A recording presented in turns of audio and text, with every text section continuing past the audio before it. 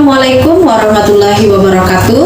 Perkenalkan, nama saya Ramisa Fitri. Saya calon guru penggerak angkatan 6 dari SMP Negeri 1 Martapura Barat, Kabupaten Banjar, Provinsi Kalimantan Selatan. Yang saya hormati Bapak Wawan Gunawan MPD selaku fasilitator saya, dan juga Ibu Anggraini Agustin SPD selaku pengajar praktik.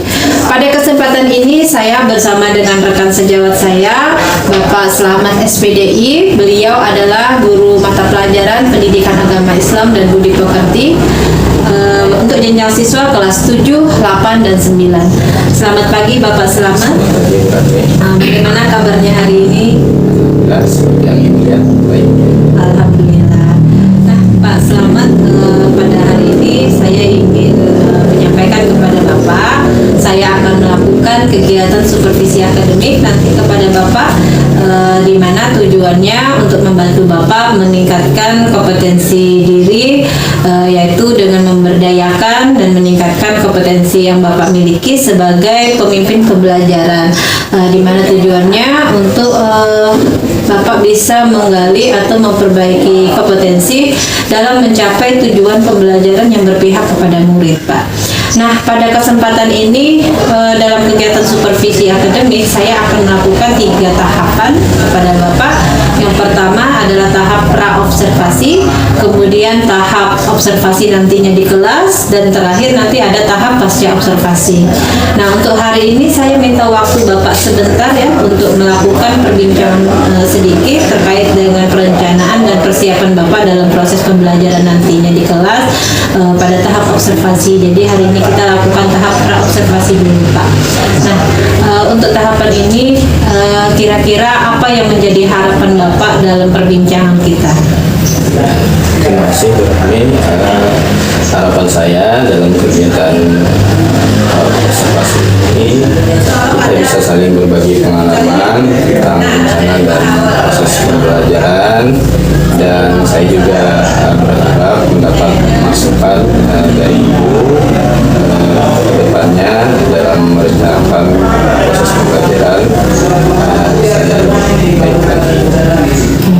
Berarti Bapak berharap dengan perbincangan ini kita bisa saling sharing, Pak ya, sharing pengalaman, dan pastinya saya akan membantu Bapak dalam hal mungkin ada yang perlu diperbaiki dari perencanaan maupun persiapan-persiapan Bapak dalam melaksanakan proses pembelajaran nantinya di kelas. Baik Bapak, untuk kegiatan observasi nanti kalau saya boleh tahu untuk kelas berapa dan materi apa yang nanti Bapak ajarkan? Ya, kebetulan kelas yang nantinya akan kita jadikan observasi itu adalah kelas 7B ya. Dan materinya tentang sholat Jumat.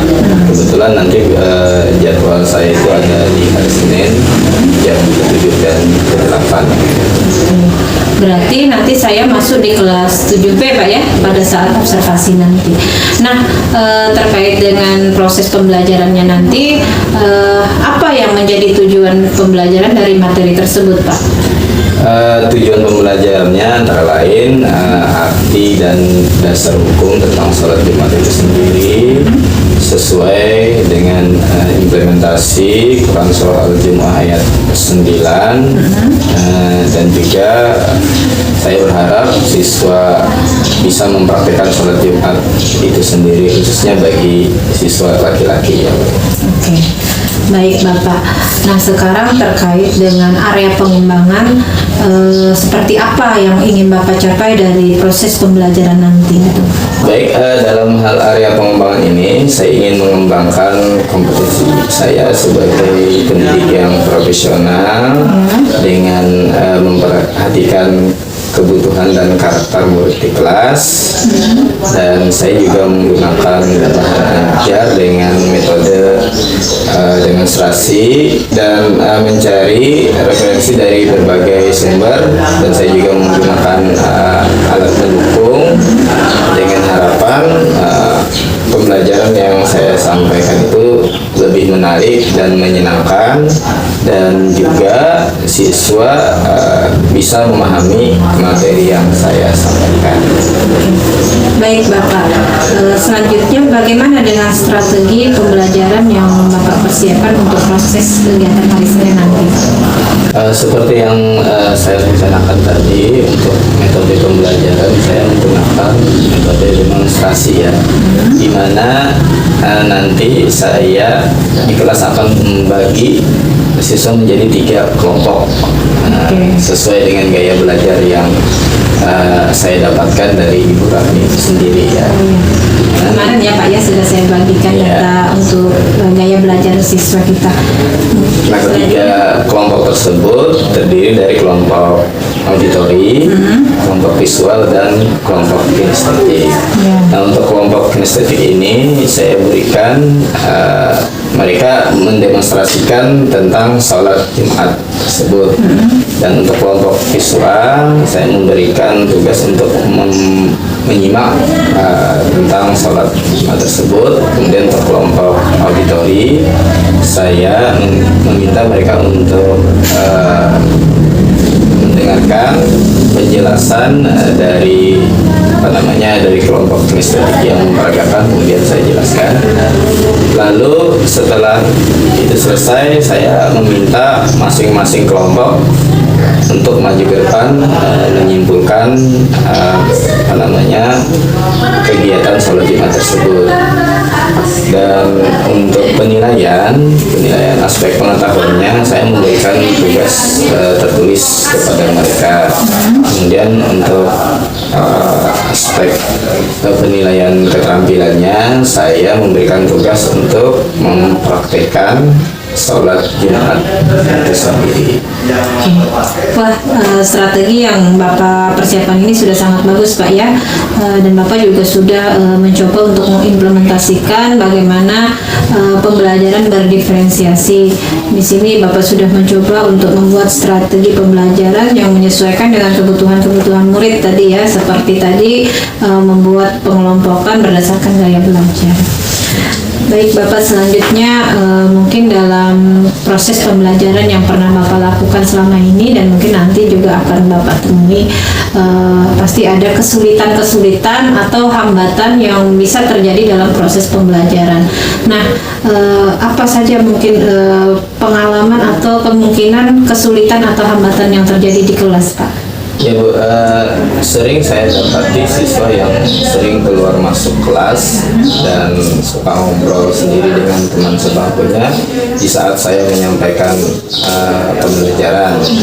Belum lagi ada materi yang menghafal surah dan niat sholat yang berbahasa Arab, tentunya masih saja ditemukan siswa yang belum lancar menghafalnya dengan cepat ya. Dan ini yang menjadi salah satu hambatan menurut saya untuk siswa menuntaskan tugas belajarnya dengan mencapai minimal nilai KKM yang diinginkan. Berarti kesulitan atau hambatan yang terjadi dalam proses pembelajaran Bapak itu di sini dalam hal kesiapan belajar Pak ya, misalnya dari keaktifan dan juga fokus pembelajaran yang mereka lakukan di kelas. Ditambah lagi dengan ada beberapa anak yang Bapak temukan yang masih memiliki hambatan dalam mengingat atau menghafal Pak ya. Baiklah, dari segala kesulitan atau hambatan yang terjadi tersebut, solusi atau bagaimana cara Bapak memecahkan masalah tersebut Pak? Ya Bu Rahmi, setelah saya mendapatkan informasi dari Ibu mengenai pembelajaran berdiferensiasi dan pembelajaran sosial emosional, saya mulai menyadari bahwa murid perlu mendapatkan perlakuan yang berbeda-beda sesuai dengan kebutuhan dan minat mereka. Oleh karena itu, saya mencoba melakukan pemetaan kebutuhan belajar murid dan mengimplementasikannya dalam proses pembelajaran saya. Sebagai contoh, saya memberikan waktu yang lebih banyak bagi murid yang mengalami kesulitan dalam menghafal dan memberikan waktu yang lebih sedikit bagi murid yang daya hafalannya lebih cepat. Jika ada sisa waktu, saya akan menggunakan teknik stop untuk menumbuhkan kesadaran penuh pada murid supaya mereka bisa lebih tenang dan rileks dalam mengikuti pembelajaran saya. Oke, wah, solusi yang sudah Bapak siapkan ini sudah sangat bagus Pak ya. Semoga kedepannya nanti dalam proses pembelajaran kegiatan Bapak bisa berjalan dengan kondusif dan lancar. Baiklah Pak Slamet, sepertinya kita cukupkan dulu kegiatan perbincangan kita pada tahap observasi dari supervisi akademik ini. Selanjutnya nanti saya akan melakukan tahap observasi Bapak di kelas ya, pada saat Bapak melakukan kegiatan pembelajaran mungkin hari Senin nanti Pak ya.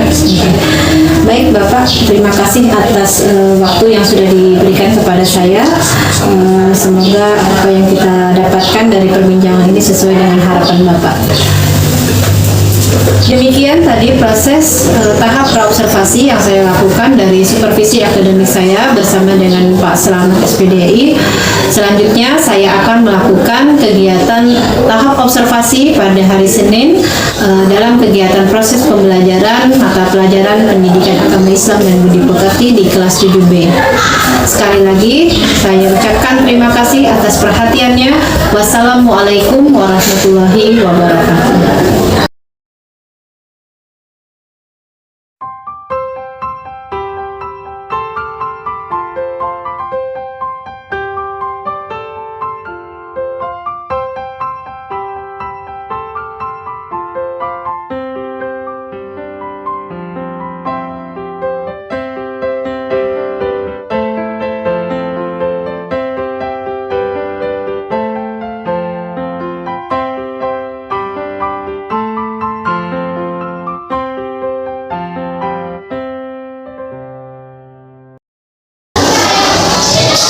Assalamualaikum warahmatullahi wabarakatuh.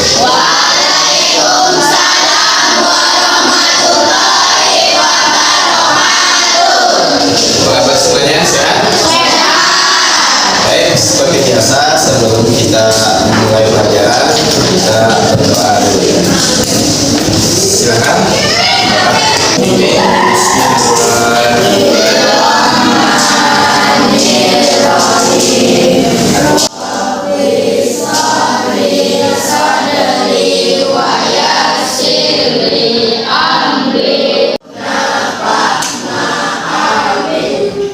Terima kasih, mudah-mudahan atas mulai doa tadi maka pembelajaran kita hari ini hari ini sudah siap ya mulai belajarnya. Hari ini kita akan mempelajari tentang sholat Jumat. Coba Bapak ingin tanya dulu, ada nggak di antara kalian yang sudah melaksanakan sholat Jumat? Harusnya yang laki-laki, angkat tangan yang sudah pernah melaksanakan sholat Jumat. Pernah? Pernah semuanya? Ya, sudah ya, sudah tahu apa itu sholat Jumat. Kalau yang putri, pernah ya, karena di tempat kita biasanya pelaksanaan sholat Jumat hanya laki-laki ya. Anak-anak, seperti yang sudah Bapak sampaikan tadi bahwa materi kita hari ini tentang sholat Jumat. Nah, dalam materi sholat Jumat ini ada dalam pembelajaran kita ya. Jadi nanti setelah kita mempelajari tentang sholat Jumat ini, kalian bisa menyebutkan arti sholat Jumat ya. Kemudian yang kedua, kalian bisa menyebutkan dalil atau dasar hukum tentang sholat Jumat itu sendiri ya. Nah, oleh karena itu Bapak minta kalian silakan dulu dibuka bab tentang sholat Jumat ini ya, bab 9 ya. Ya, Bapak beri waktu untuk kalian membaca tentang sholat Jumat ini 10 menit ya. Cukup ya 10 menit ya. Oke, silahkan dibaca dulu.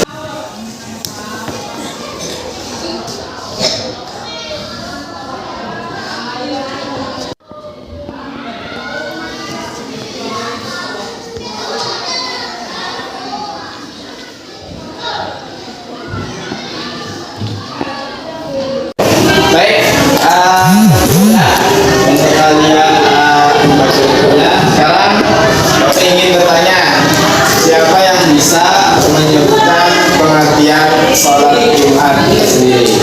Wow, bagus ya, bagus ya.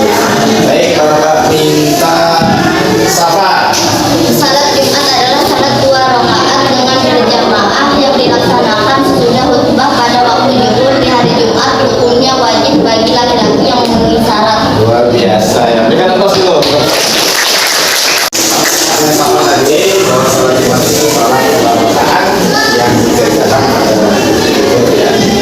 Sudah? Baik ya, bagus sekali ya. Sekarang Bapak ingin tanya lagi yang kedua dari tujuan pembelajaran kita, apa hukum atau dasar hukum dari pelaksanaan sholat Jumat? Siapa? Baik, Bapak minta Ananda Ilham untuk menjawab.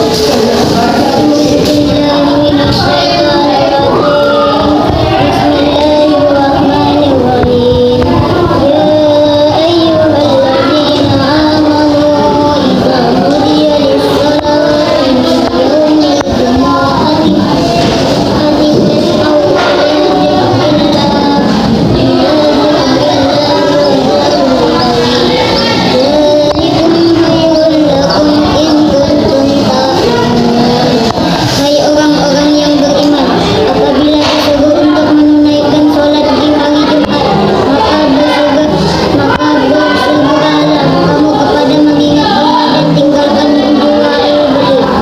Surah Al-Jumat ayat 52. Itu dasar hukum atau dalil artinya dari sholat Jumat, itu Quran surah Al-Jumat ayat 9 ya.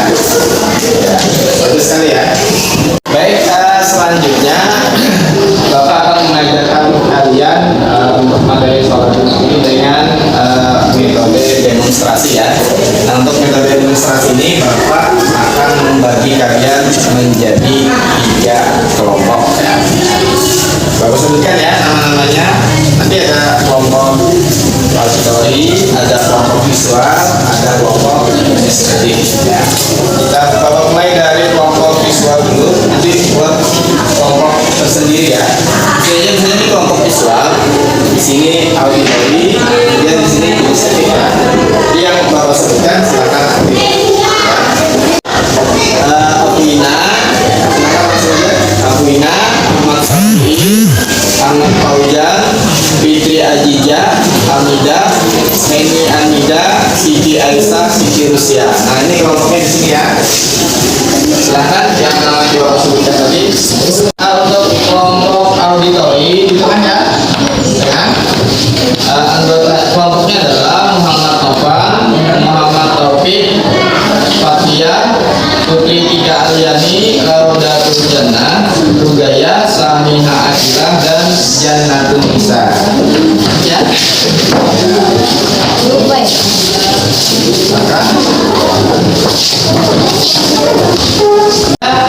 Kelompok kinestetik ya. Bapak sebutkan Muhammad Adrian, Maulana, Muhammad Fadil, Muhammad Firdaus, Muhammad Hafiz, Muhammad Ilham, Muhammad Ija Faisal, kemudian Imatul Fauziah, dan Safa Fauziah. Baik, setelah kalian Bapak bagi menjadi 3 kelompok, maka Bapak meminta masing-masing kelompok ya. Tugas yang pertama untuk kelompok visual nanti menyimak ya, menyimak atau memperhatikan apa yang diperagakan oleh kelompok kinestetik gitu ya. Kemudian untuk kelompok auditori itu mendengarkan apa yang Bapak jelaskan nanti ya. Samping kalian juga memperhatikan dari kelompok.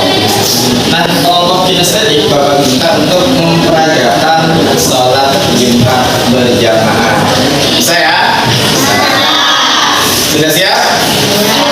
Nah, masing-masing kalian tolong perhatikan karena nanti setelah kegiatan ini Bapak minta masing-masing kelompok perhatikan, masing-masing kelompok menyimpulkan tugasnya ke depan gitu ya. Ya. Misalnya kalian sholat berjamaah.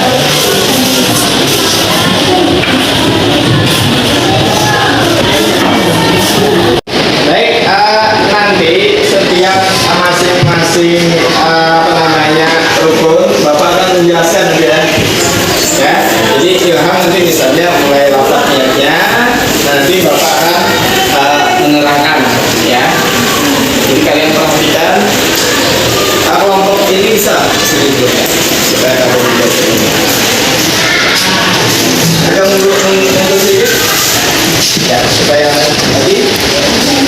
Katakan sholatnya. Ya, ulang yang ketiga. Nah, di sini Ilham nanti dia bertindak sebagai imam, ya. Yang 4 orang awal di belakang ini adalah sebagai makmum. Karena nanti sholat Jumat itu kan wajib berjamaah. Boleh sholat Jumat sendiri. Sudah siap Ilham? Ya, silakan Ilham ya sebagai imam.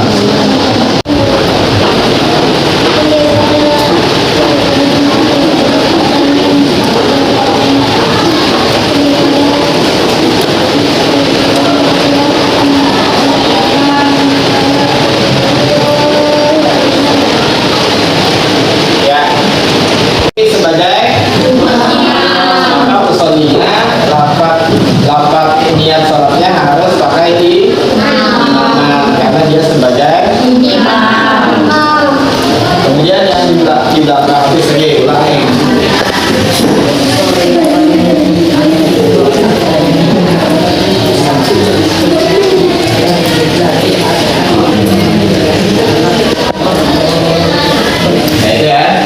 Yang dekat, jadi yang imaman, imam berarti imaman, tambah ini ya kalau makmum maka lapatnya makmuman. Ya, teruskan.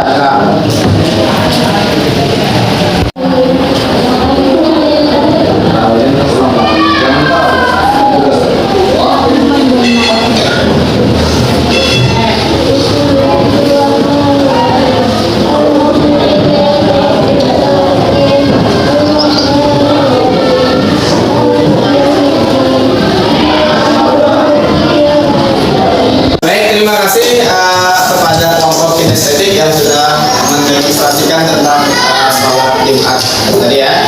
Nah sekarang Bapak minta masing-masing kelompok menyimpulkan kegiatan kita pada hari ini. Silakan kelompok mana yang mulai duluan ya, kelompok auditori silakan maju ke depan untuk menyampaikan kesimpulan materi tentang sholat. Kami dari kelompok auditori ingin menyimpulkan pelajaran pada sholat Jumat hari ini. Pertama, sholat Jumat adalah sholat 2 rakaat dengan berjamaah yang dilaksanakan sesudah khutbah Jumat pada waktu zuhur di hari Jumat. Kedua, hukum melaksanakan sholat Jumat adalah fardu bagi setiap muslim laki-laki. Ketiga, syarat wajib sholat Jumat adalah Islam, balik, dewasa, berakal, laki-laki, sehat, menetap atau bermukim. Keempat, hal-hal yang membolehkan untuk tidak sholat Jumat adalah sakit, hujan, lebat, musafir, dan keamanan.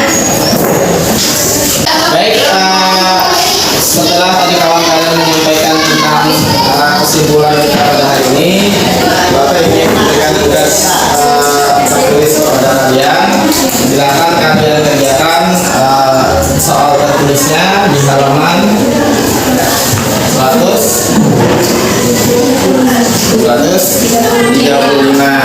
Kemudian untuk soal prakteknya minggu depan Bapak minta masing-masing kalian mempraktekkan sholat Jumat itu sendiri ya. Baik.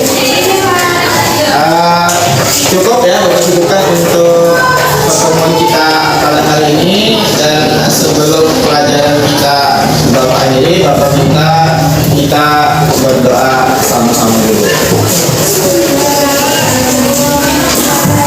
Ya, mulai.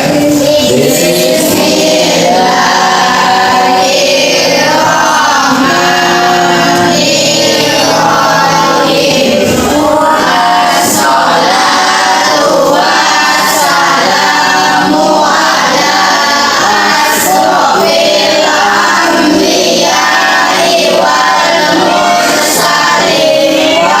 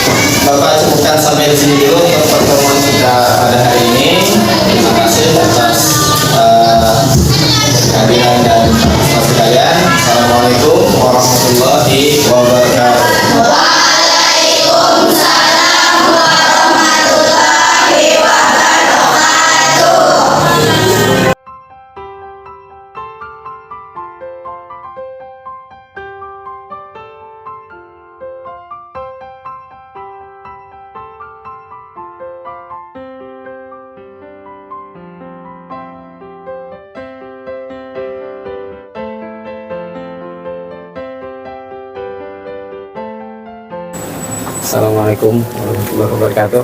Waalaikumsalam warahmatullahi Selamat wabarakatuh. siang Bu Rahmi. Selamat siang, Selamat Pak. siang Bu. Gimana kabar Ibu? Alhamdulillah baik. Ada apa Pak Selamat? Saya ingin bertanya Bu, setelah kita kemarin melakukan observasi, saya ingin bertanya kepada Ibu, kira-kira gimana hasilnya menurut pengamatan Ibu kemarin dari praktek yang saya lakukan di kelas kemarin. Oke, baik Pak Selamat ya. Sebelumnya saya ingin lebih tahu dulu bagaimana perasaan Bapak waktu melakukan proses pembelajaran kemarin.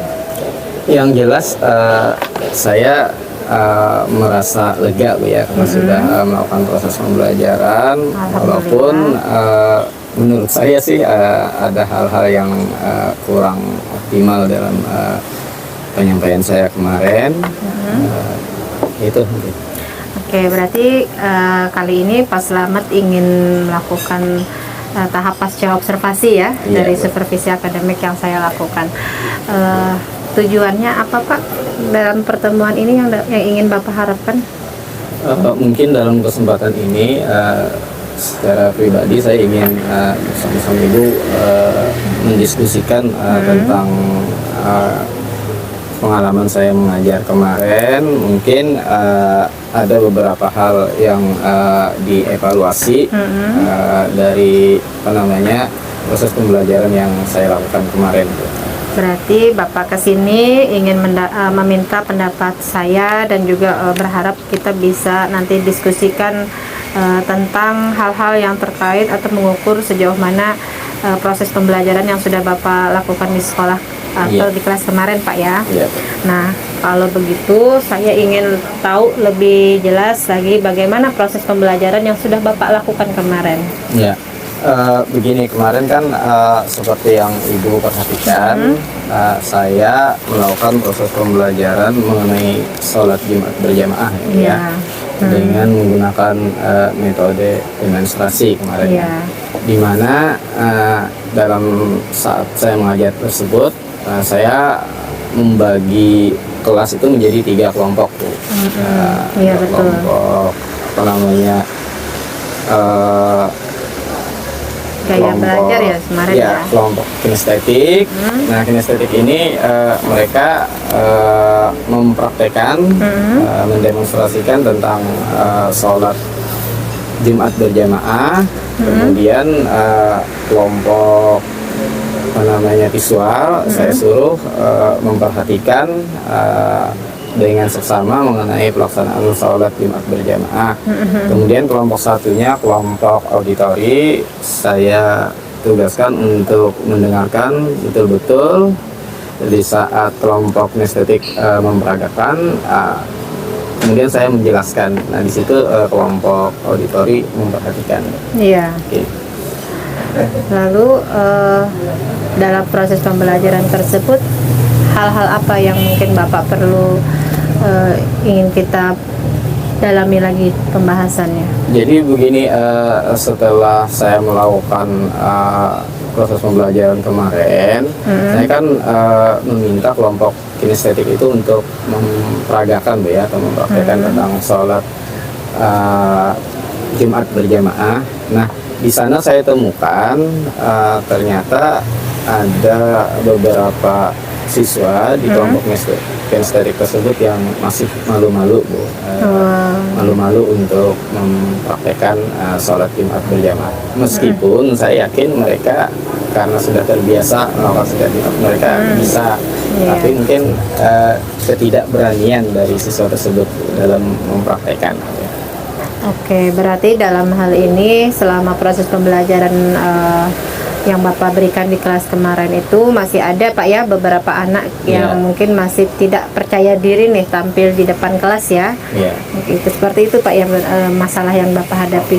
Nah, terkait dengan masalah seperti itu, kira-kira upaya apa yang Bapak pikirkan untuk bisa mengatasi masalah tersebut Pak, supaya tidak terulang lagi dalam proses pembelajaran yang Bapak lakukan selanjutnya? Ya, yang jelas saya akan berusaha semaksimal mungkin memberikan motivasi ya atau penguatan supaya anak-anak tersebut bisa tampil percaya diri, dan sesekali juga saya memberikan pujian kepada mereka yang berani tampil ya, supaya ada tujuannya untuk memotivasi mereka lebih percaya diri dan berani dalam menampilkan misalnya kemarin tugas praktek sholat berjamaah tersebut.